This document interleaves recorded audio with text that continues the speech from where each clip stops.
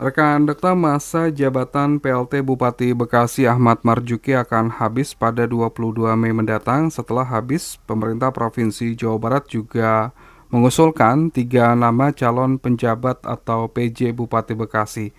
3 nama itu juga sudah diserahkan ke Kementerian Dalam Negeri, diantaranya Kepala Pelaksana BPBD Dani Ramdan, Kepala Dinas Ketahanan Pangan Muhammad Arifin Sunjayana, serta Kadis Perkimtan Boy Iman Nugraha. Lalu bagaimana sebetulnya harapan dari pimpinan partai politik di Kabupaten Bekasi terkait dengan penunjukan PJ Bupati Bekasi?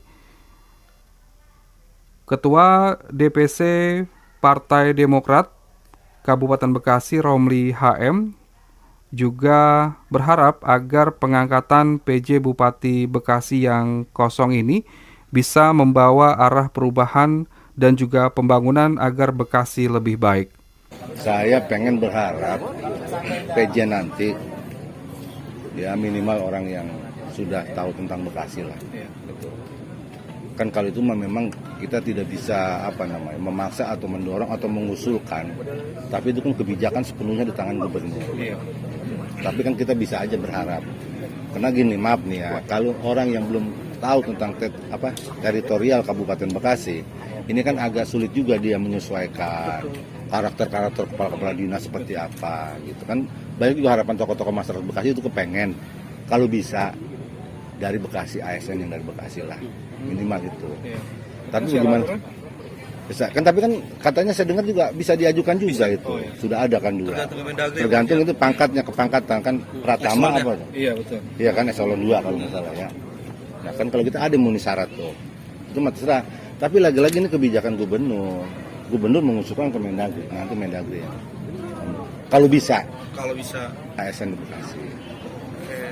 Atau orang Bekasi. Kan begini, yang namanya partai politik masing-masing punya kepentingan.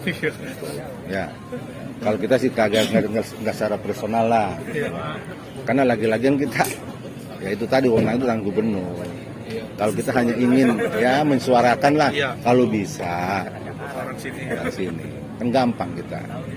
Ketua DPC Partai Gerindra Arya Dwi Nugraha juga meminta PJ Bupati Bekasi mampu memiliki rasa cinta terhadap Bekasi. Persoalan masalah PJ ini kan menjadi otoritas usulan dari Provinsi Jawa Barat. Betul. Dalam hal ini adalah Pak Gubernur, ya kan, menyampaikan kepada Kementerian Dalam Negeri.